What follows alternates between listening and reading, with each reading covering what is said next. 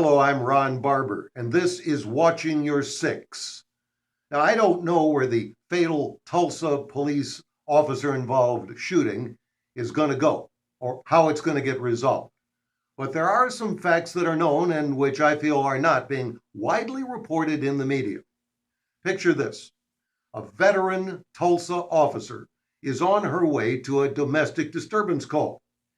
She chances upon an SUV parked in the middle of the road. She gets out and encounters a subject and says that she determines immediately this subject has a 1,000-yard stare. He's not responding to any of her questions. Meantime, 911 calls had come in earlier from witnesses who said a vehicle had been stopped in the middle of the street, and the subject appeared to be smoking something and was wandering around the vehicle saying it's about to explode. The officer asks the subject what's going on, gets no response. In fact, she never got any verbal response to anything she asked him. Initially, the subject comes toward the officer with his hands in his pocket. And when the officer asks the man to take his hands out of the pocket, he does. Then, inexplicably, he decides to turn and head back towards his vehicle, despite her verbal commands to get on the ground, get on the ground, get on your knees. Instead, he puts his hands back in his pocket, turns, heads back towards the SUV. At this point, he has put his arms up in the air, which to the officer is a rather unusual situation. Heading back towards the SUV, hands still in the air, he turns. And as he turns towards his vehicle, you can see it as clearly as I, the right arm goes down. Is it going down towards his waistband? Is it going down towards the door handle? You can't tell. Look at the left arm. It appears as if the left arm is reaching through the window.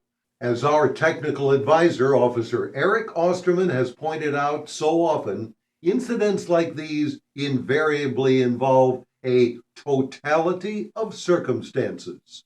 Part of understanding totality of circumstances is understanding what is your next course of action based on these variables. Location is one of those variables. The fact that we're out in public in the middle of a what appeared to be a sidewalk, but you don't have 4 sides to work with, 3 sides because Mr. Garner's back was against the wall.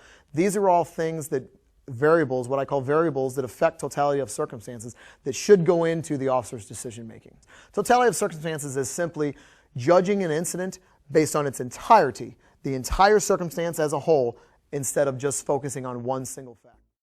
Is this shades of the murder of Deputy Kyle Dinkheller? Watch this preview and you be the judge. Come on back. How you doing today? Good. Come on back here. Keep your hands out of your pocket. Keep your hands out of your pocket, sir. Sir. You goddamn it, here I am. Shoot my fucking ass. Come here. Here I am. Here I am. Sir, come here. 37 radio 1078. Come here, sir. Sir, get back. Who are you calling, motherfucker? Sir, get back. Now. Get back. Get back. Sir, get back now. No. Get back. Fuck you. Sir, get back. No. I'm telling you now. Get back, sir. Sir, get back.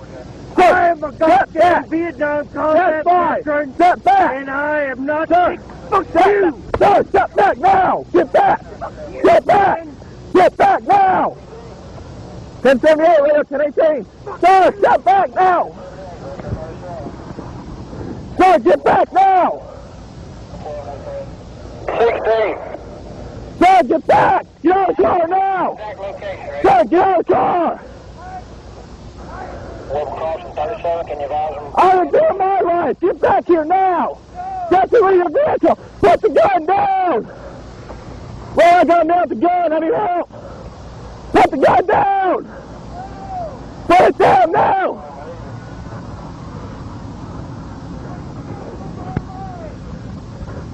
Put the gun down.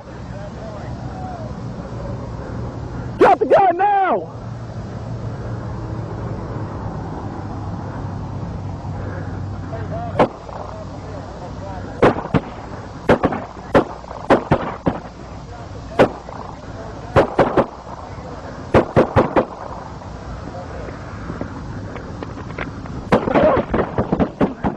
This is the horror that can occur when an officer lets a subject go back to his or her vehicle, particularly if, as Officer Osterman has said, the totality of circumstances dictate that you cannot let that happen.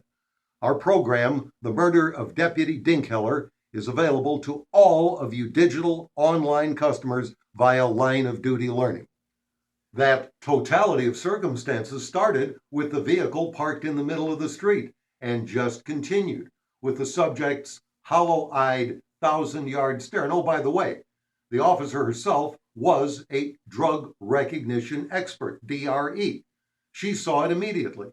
His refusal to adhere to any of her commands, his refusal to give her any response to any question, and then topped off by him turning and going back to his vehicle, a la Murder of Deputy Dinkheller. Why did the subject have his hands in his pocket, take them out, put them in, take them out, and then hoist his arms in the air? Was PCP found in his vehicle? Yes. Ultimately, was it determined he had a lengthy arrest record? Yes. For drugs? Yes. Assault? Yes. It's the totality of circumstances. Look again at the driver's side window. Look at the man's left shoulder. It appears to this naked eye as if the window is open. The subject's lawyers are saying the window was up, so he never could have been reaching through it. It all remains to be determined, as do many other questions. But, as usual, the media isn't giving us the full story. Did the helicopter pilot say it looks like a bad dude down there? Yes, apparently. Not what NBC News said, which was a big black dude. Here are a couple of quick interactive questions. First, from what you've seen, what would you have done? Did the officer make the right moves under the given circumstances and totality of circumstances? What do you feel should be the lessons learned from this incident at this point? I'm Ron Barber, watching your six. And remember, next time we may be watching you in the line of duty.